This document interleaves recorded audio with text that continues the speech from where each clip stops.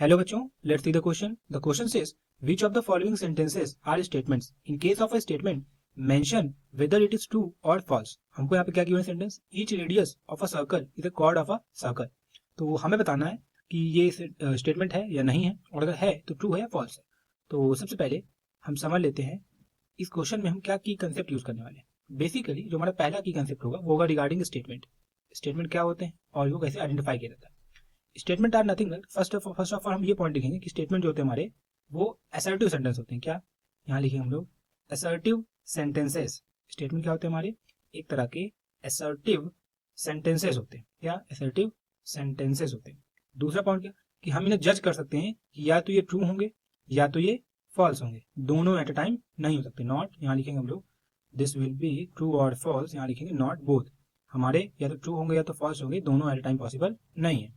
अब कई बार ये कंफ्यूजन होती है कि असर्टिव सेंटेंस क्या होते हैं. तो असर्टिव सेंटेंस ऐसे सेंटेंस है जिनमें हम किसी एक चीज के बारे में, कोई भी किसी भी ऑब्जेक्ट के बारे में या थिंग के बारे में डिस्क्रिप्शन दे रहे हो, उसके बारे में बता रहे हो, या हम कोई एक इवेंट के बारे में बता रहे हो, उसे हम असर्टिव सेंटेंस कहते हैं.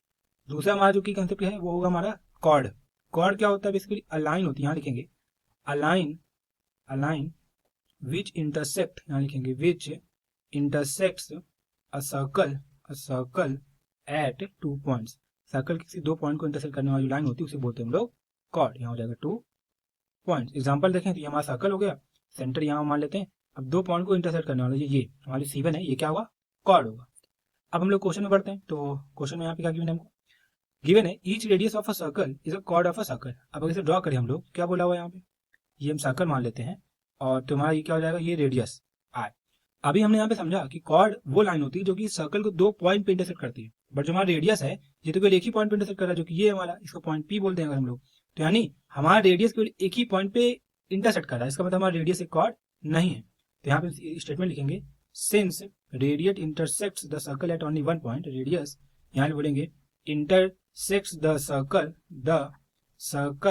Eight only 1 point, at only 1 point. यहाँ बोलेंगे हम लोग comma, therefore it is not a chord. ये कॉर्ड नहीं है. तो हम लोग कह सकते finally hence the given sentence, the given, यहाँ बोलेंगे द गिवन सेंटेंस. अब यहाँ पे हमने क्या समझा, हमें यहाँ पे बता रहा था कि रेडियस एक सर्कल का कॉर्ड है, ये हमसे क्वेश्चन बोला हुआ था. तो इनडायरेक्टली एक सर्कल के रेडियस की कुछ प्रॉपर्टीज के बारे में डिस्कस कर रहा था, यानी किसी एक डिस्क्रिप्शन दे रहा था. बेसिकली कह सकते हैं हम लोग सर्कल के कॉर्ड और रेडियस के बीच में क्या रिलेशन होता है, एक्सेट्रा एक्सेट्रा, इनके बारे में डिस्क्रिप्शन दे रहा था समहाउ. तो इसका मतलब क्या है कि एक तरीके का ये डिस्क्रिप्टिव सेंटेंस बन गया, जहाँ पे किसी एक चीज के बारे में बता रहा था. इसीलिए क्या है, असर्टिव सेंटेंस है. और हमने पढ़ा कि असर्टिव सेंटेंस को हम लोग स्टेटमेंट कहते हैं. अब हम इसे जज कर पा रहे हैं कि नहीं कर पा रहे, वो हमने देख लिया. हमने यहाँ देखा कि जो रेडियस होता है हमारा, वो केवल एक ही पॉइंट पे इंटरसेक्ट करता है, इसका मतलब रेडियस हमारा कॉर्ड नहीं है. इसका मतलब हमारा जो सेंटेंस है वो क्या है, फॉल्स है. मतलब हम जज भी कर पा रहे हैं कि ट्रू है फॉल्स है, साथ ही साथ ये एक डिस्क्रिप्टिव टाइप सेंटेंस है. इसका मतलब जो हमारी गिवन सेंटेंस है वो एक स्टेटमेंट है. तो यहाँ लिखेंगे hence the given sentence is a statement. यहाँ लिखेंगे हम लोग statement and it is false. ये एक स्टेटमेंट है और ये फॉल्स है. So this is the final answer to this question. I hope you have understood everything very well. Thank you and all the best.